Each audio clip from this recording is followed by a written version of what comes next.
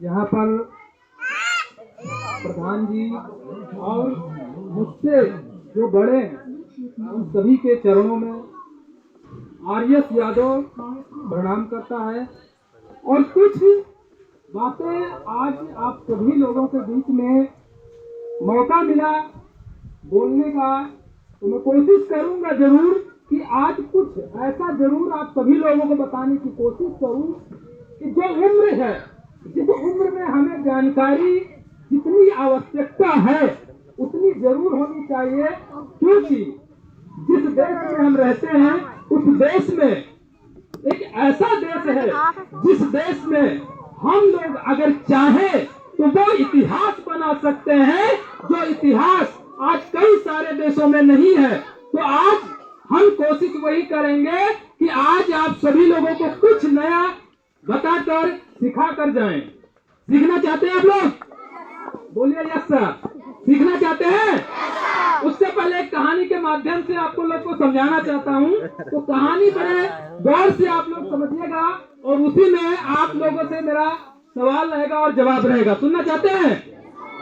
चले, एक गुरुजी थे और उन गुरुजी के पास में एक तो लड़के के फादर जी गए और उस लड़का बहुत छोटा सा था, तो उसके पास में इतनी सारी गलतियां थी, इतनी सारी चीजें उसके पास में गलतियां थी जो नहीं करना चाहता था, लेकिन फिर भी उसकी आदतें ऐसी थी कि वो मजबूर था और करता रहता था बहुत सारी गलतियां। तो जब उस बच्चे को उस गुरुजी के पास में उसके फादर ले जाते हैं और वहां पर बोलते हैं कि गुरुजी आप हमारे बच्चे को कुछ अच्छा शिक्षा दीजिए ताकि हमारा बच्चा आगे चलकर कुछ भविष्य में अच्छा करे। तो जब वहां पे वो बच्चा जाता है और गुरुजी के साथ में वो बच्चा रहता है, तो गुरुजी उसको साथ में लेकर और वन को चलते हैं। वन मतलब जंगल, समझते ना आप? चलते हैं वहां पे। तो जब एक बच्चा जब आगे बढ़ता है और वहां पर एक छोटा सा वृक्ष लगा रहता है, क्या छोटा सा वृक्ष, तो उस गुरुजी बोलते हैं कि बेटा इस वृक्ष को उखाड़ कर और फेंक दो। वो बेटा तुरंत उखाड़ कर और उसे फेंक देता है। फिर आगे गुरुजी बढ़ते हैं, वहां पे उससे बड़ा वृक्ष लगा होता है और बोलते हैं गुरुजी इसे उखाड़ कर फेंक दो। वो फिर से उखाड़ कर और फेंक देता है। फिर आगे चलते हैं, उससे बड़ा इतना बड़ा वृक्ष और मोटा सा लगा होता है। गुरुजी बोलते हैं कि बेटा इसे भी उखाड़ कर फेंक दो, लेकिन वो वृक्ष वहां से वो नहीं उखाड़ पाता है और गुरुजी से बोलता है कि गुरुजी ये तो बड़ा पेड़ है, ये तो बड़ा वृक्ष है, इसे हम उखाड़ कर नहीं फेंक सकते। तो गुरुजी बोलते हैं कि आप नहीं इसे उखाड़ कर फेंक सकते हो, लेकिन जब हमने आपसे पूछा था कि आप कब सुधरोगे, तो आपने बताया था कि जब मैं बड़ा हो जाऊंगा गुरुजी तब मैं सुधर जाऊंगा।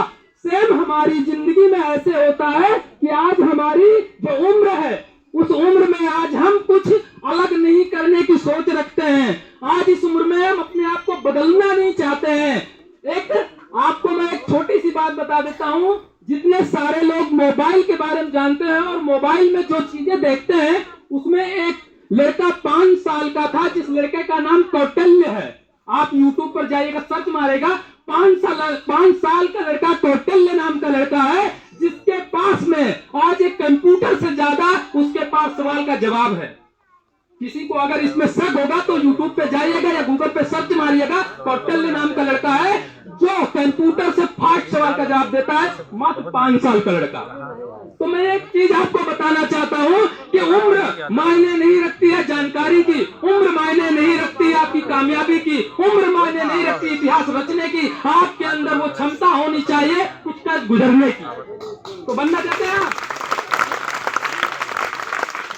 चलिए, मेरा नाम आर.एस. यादव है और मैं वर्मी कंपोस्ट यानी ऑर्गेनिक खेती का बढ़ावा देने के लिए एक स्टार्टअप शुरू किया हूं, जो हमारा कुर्मिन प्रोवा गांव है और गांव के जस्ट बगल हमारा फार्म है। अभी स्टार्टिंग हुआ है, तो मैं उसी के बारे में थोड़ा बहुत आपको जानकारी देना चाहूंगा, क्योंकि आप किसी भी फील्ड में जाइए वो मायने नहीं रखता है। आपको खेती से जुड़े रहना जरूरी बल्कि आपकी मजबूरी है, जानते हैं आप? क्योंकि आप किसी भी फील्ड में चले जाए, बिजनेस में या नौकरी में, किसी भी स्टार्टअप में आप जाएंगे, खेती से जुड़ना आपको पड़ेगा। आज जब हम इस देश को आजाद हुआ था सन 1947 ईस्वी में। उस समय प्रधानमंत्री हमारे जो थे वो थे श्री पंडित जवाहरलाल नेहरू जी। क्या थे? पंडित जवाहरलाल नेहरू जी। उस समय जब उनके ऊपर कार्यभार सब संभाला गया तो उस समय हमारे देश में एक भुखमरी आई थी। क्या आई थी? भुखमरी। भुखमरी का क्या कारण था कि उस समय बोरानी खेती होती थी। बोरानी खेती जो करने का तरीका था वो हम लोग का था कि एक भाग में हम खेती करते थे और एक भाग को छोड़ देते थे, उसमें हम वेस्ट चीजें डालते थे। समझ रहे हैं आप? तो उस समय ऐसी खेती होती थी, यानी जिसके पास में 2 बीघे खेती तो वो 1 ही बीघा खेती कर पाता था। तो उस समय भुखमरी आई, जनसंख्या बढ़ने लगी। तब पंडित जवाहरलाल नेहरू जी बहुत परेशान हुए कि अब देश को कैसे बचाया जाए। तब उन्होंने विदेश में जाकर यानी अमेरिका गए थे। अमेरिका में साइंटिस्ट लोगों ने से पूछा गया कि हमारे देश में भुखमरी आ रही है और वहाँ पे फसल टाइम से नहीं तैयार हो पा रहा है, फसल नहीं हो पा रहा है, देश को कैसे बचाया जाए। वहाँ के साइंटिस्ट लोगों ने, जो हमारे प्रधानमंत्री जी थे, उनको 3 चीजें वहां से दिया गया था। उन तीनों चीजों का नाम मैं आपको बता दूं कि उस समय 3 चीजें जो आई थी हमारे देश में, वो आई थी एक नहर नाला टिब्बल उस समय में, और दूसरा आया था संकर बीज। संकर बीज का मतलब होता है हाइब्रिड बीज। क्या? हाइब्रिड बीज। और उस समय तीसरा जो आया था वो था रासायनिक यानी यूरिया डाया पेस्टिसाइड। यानी 3 चीज जब आई थी वहां से तो हमारे देश में पैदावारी तो बढ़ना शुरू हो गई, पैदावारी तो बढ़ना शुरू हो गई। लेकिन वहां के साइंटिस्ट लोगों ने बताया था कि अगर आप इसका ज्यादा समय तक उपयोग करोगे रासायनिक को तो एक दिन वो समय आएगा जिस दिन तुम्हारा हिंदुस्तान जमीन जो है वो बंजर हो जाएगी। क्या हो जाएगी? बंजर हो जाएगी। तो आज से हमारी जो जमीनें हैं वो रासायनिक की वजह से क्या हो रही है? बंजर हो रही है। तो ये हम लोग की भी जिम्मेदारी बनती है। क्या बनती है? जिम्मेदारी।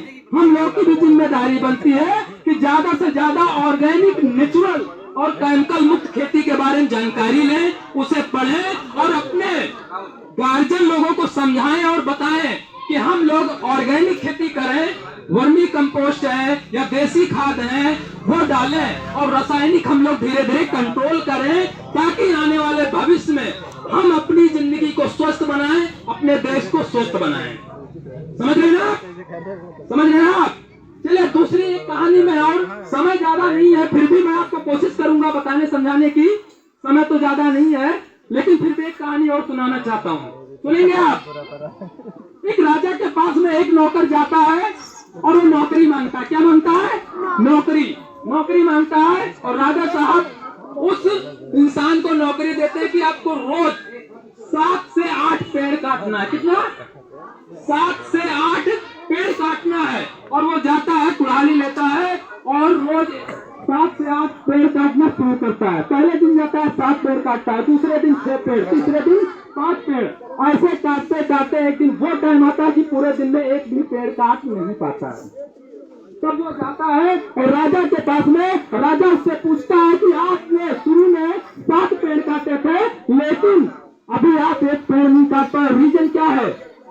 उसको समझ में नहीं आ रहा था कि रीजन क्या है। तब वहां पे राजा उसे समझाया कि रीजन एक ही है कि आप रोज के रोज पेड़ तो काटते हो लेकिन अपनी कुल्हाड़ी में आप धार नहीं लगाते हो। तो जिंदगी में हमें भी अगर आगे बढ़ना है तो जिंदगी में हमें पर डे रोज सीखना बहुत ही जरूरी है। तो जब आपके गुरुजी, जब आपके टीचर आपको समझाते और बताते हैं तो वहां पे हमें कोई भी लापरवाही करने की जरूरत नहीं है। आज समय है, समय के साथ में समझ ले आओ तो जिंदगी में आप बहुत कुछ कर जाओगे। लेकिन समय के साथ में अगर समझ नहीं लाए तो आप जिंदगी में बहुत सारे लोग आपके गार्जियन में पछताते होंगे और आपको बताते होंगे कि आपकी उम्र में हमने भी वो गलतियां की थी जो हमने पढ़ाई लिखाई नहीं किया और आज हम भटक रहे हैं। मानते हैं आप? तो जब हमारे गार्जियन बता रहे हैं कि उस समय हम पढ़ाई लिखाई नहीं कर पाए, आज हम पछताते हैं, तो उन्हीं गलतियों को हम लोग सीख कर और समझ कर एक इतिहास बना देते हैं। समझ रहे ना आप? चलिए 2 लाइन और मैं बोलना चाहूंगा कि तीतर के पंजे में कभी बाज नहीं होते। क्या? तीतर के पंजे में कभी बाज नहीं होते और बुज़दिल के दिल में कभी राज नहीं होते। जिन्हें आदत है सर झुका के चलने की, उनके सर पे कभी ताज नहीं होते। चलिए बहुत बहुत धन्यवाद। लास्ट में एक सारी और मैं बोलना चाहूंगा कि डर मुझे भी लगा था ये फासला देखकर, डर मुझे भी लगा था ये फासला देखकर, फिर भी बढ़ता रहा ये रास्ता देखकर, मेरी मंजिल खुद ब खुद मेरी नजदीक आती रही, मेरा हौसला देखकर, मेरा हौसला देखकर।